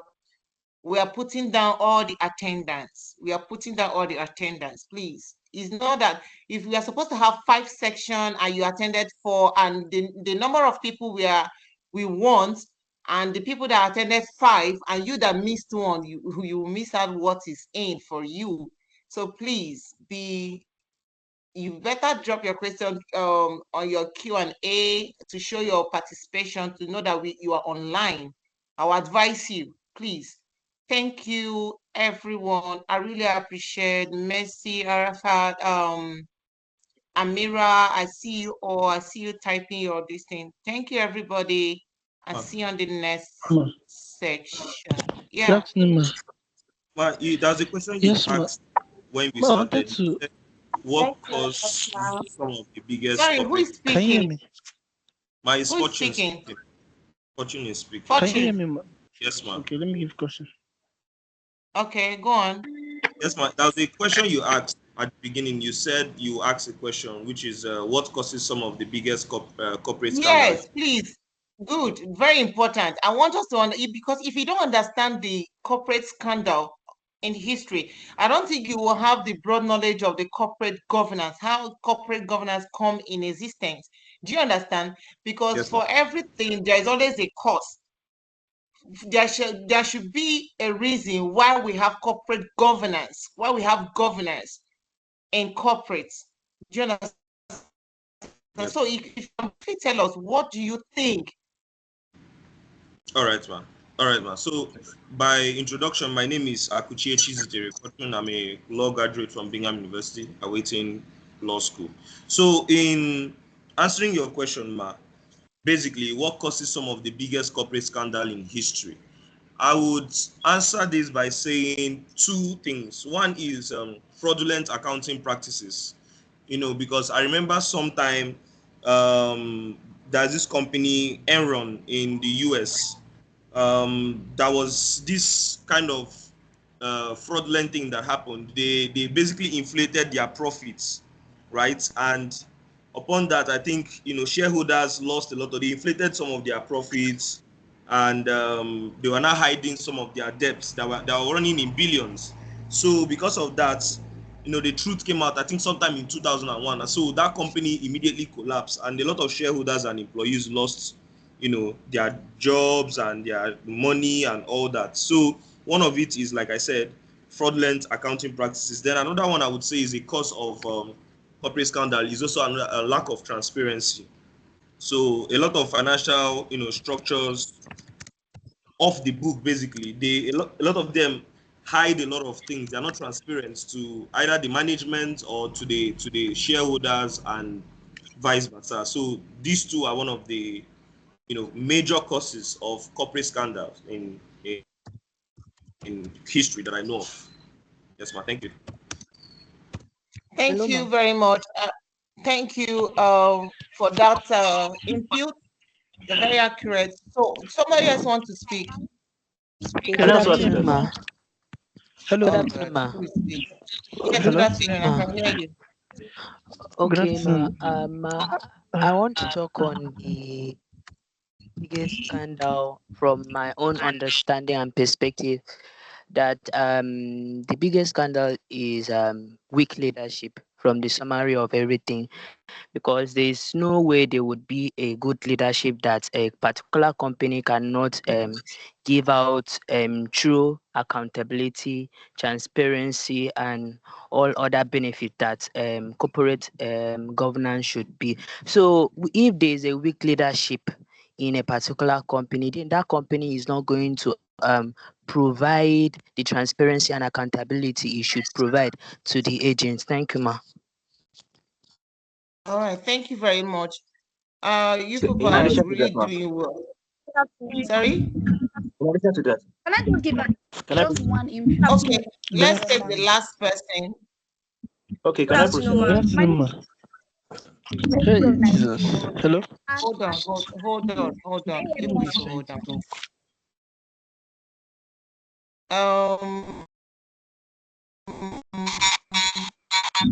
Soon, right?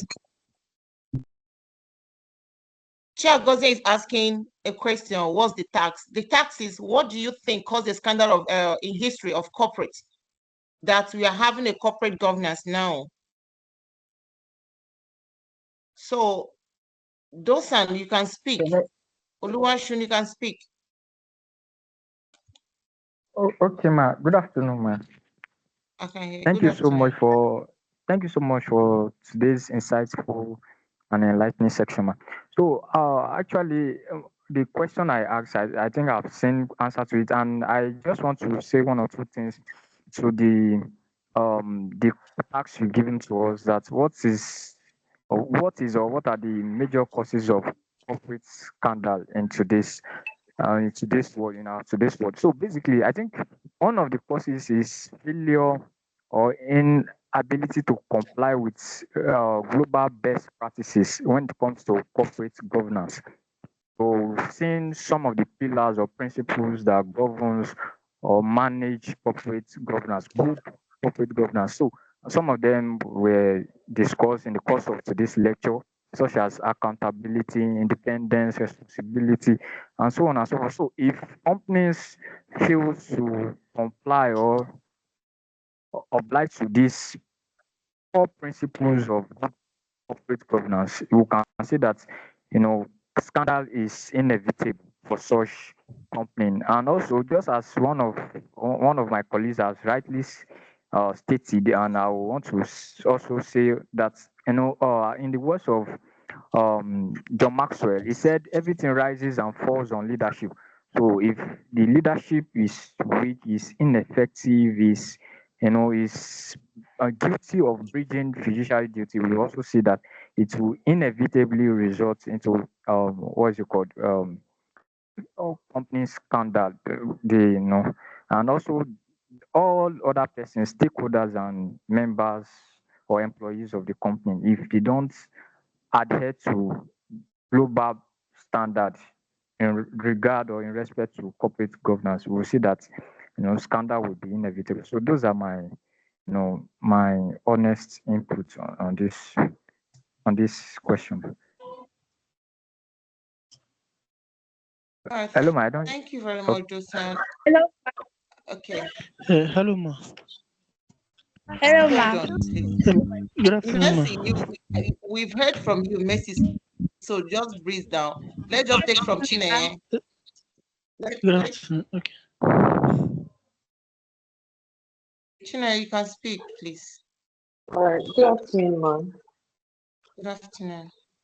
Okay. On the question on some of the biggest corporate scandals that led to the rise of corporate governance, I think, like in the aspect of Nigeria, one of the scandals that led to a rise in corporate governance is the bank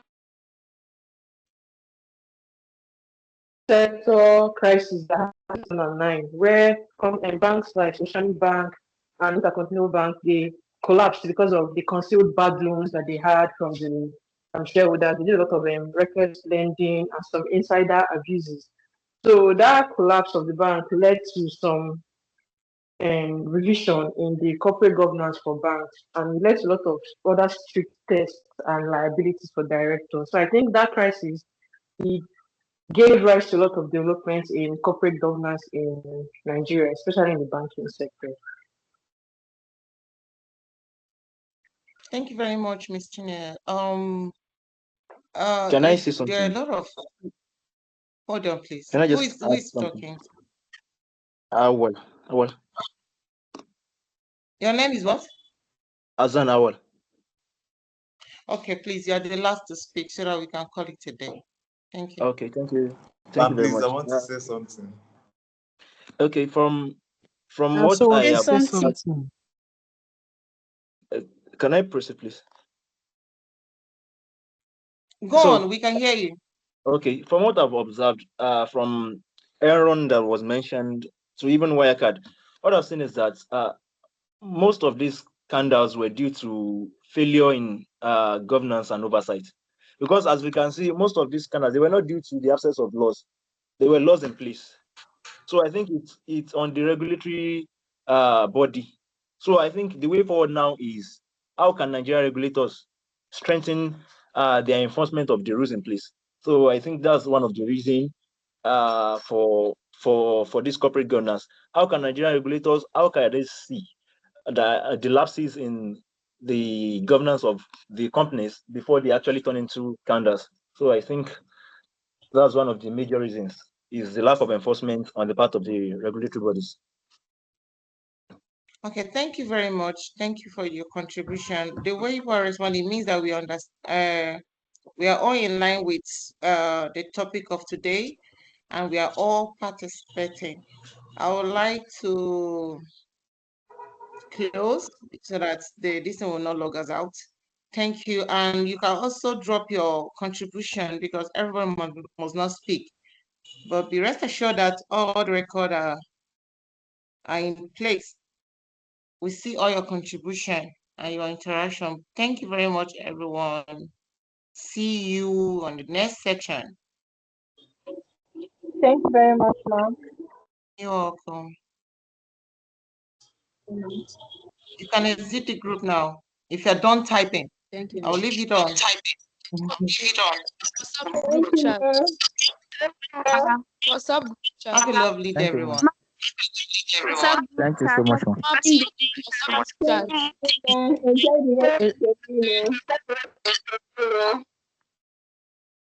ma'am. We can share our thoughts in the WhatsApp group chat.